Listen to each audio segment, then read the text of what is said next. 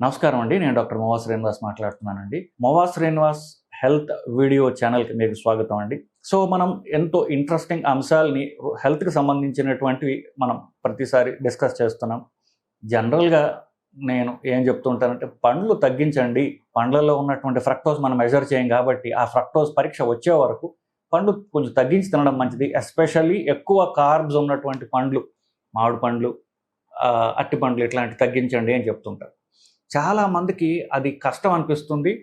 నేను చెప్పే దానిలో లాజిక్ కూడా వాళ్ళకి కనిపించట్లా. సో, నాకు ఫోన్లు చేసి కొంచెం మర్యాదగా గట్టిగా మాట్లాడటం, తర్వాత తిట్టడం ఇట్లాంటివి నాకు నిత్యం అలవాటైపోయింది బేసికలీ.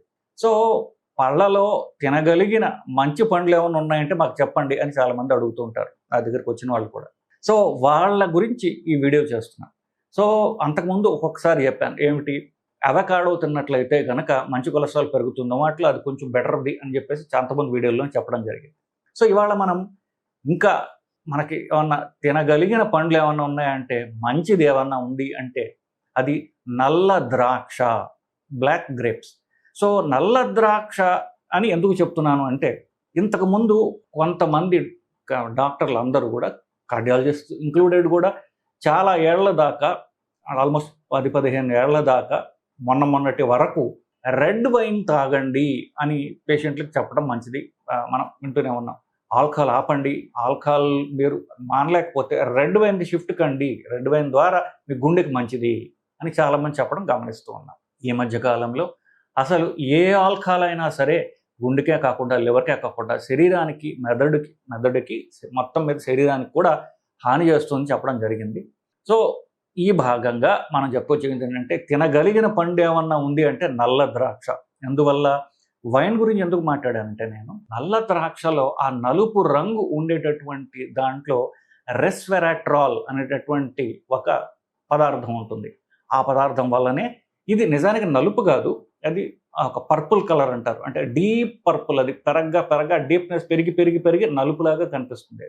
అది ఒక వైలెట్ కలర్ లాగా ఉంటుంది. వైలెట్ అంటే తెలుగులో వంగ పువ్వు అని అంటారు చూడండి, మన తెలుగులో చెప్పాలంటే వంగ పువ్వు రంగు. అది అలా ఉంటుంది. అది డైల్యూట్ చేస్తే అది డీప్గా అయ్యే కొద్దిగా నలుపులా కనిపిస్తుంది. కొంచెం నీళ్ళు వేస్తే మరి మీకు ఆ పర్పుల్ కలర్, వైలెట్ కలర్లో వస్తుంది.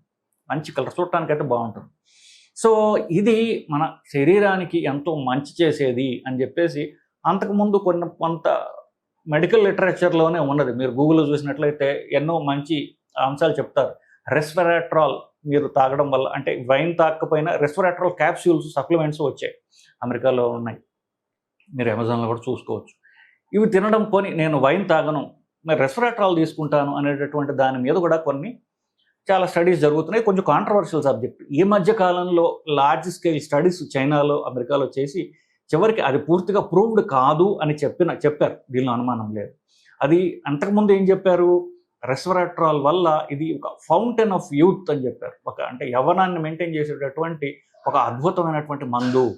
ఎందువల్ల అది వయస్సు పెరిగే కొద్దీ మనకు సెల్స్ తగ్గుతూ ఉంటాయి. సో, సెల్స్ తగ్గినప్పుడు కొన్ని విష పదార్థాలు శరీరంలో ప్రొడ్యూస్ అవుతుంటాయి. అవి తన శరీరాన్ని అది డ్యామేజ్ చేస్తూ ఉంటుంది, బ్లాక్ చేస్తూ ఉంటుంది, రక్తనాళాన్ని బ్లాక్ చేస్తూ ఉంటుంది. ఇట్లాంటి వాటిని శుద్ధి చేసేటటువంటి మందు రెస్వెరాట్రాల్ అని చెప్పారు.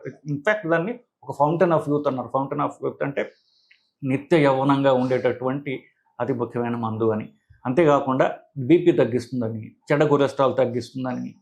సో, ఈ బీపీ తగ్గించడం, చెడు కొలెస్ట్రాల్ తగ్గించడం ద్వారా గుండెకి చాలా మంచి చేస్తుందని, హార్ట్ అటాక్స్ రాకుండా కాపాడుతుందని ఇది చాలా డాక్టర్లే చెప్పారు. చాలా వరకు ఈ కార్డియాలజిస్ట్ కూడా చెప్పడం జరుగుతుంది. మనమనడ దాకా 10 ఏళ్ళ క్రితం దాకా ఆల్కహాల్ మానేయండి, కావాలంటే రెడ్ వైన్ తాగండి అని నేను కూడా చాలామంది చెప్పాను.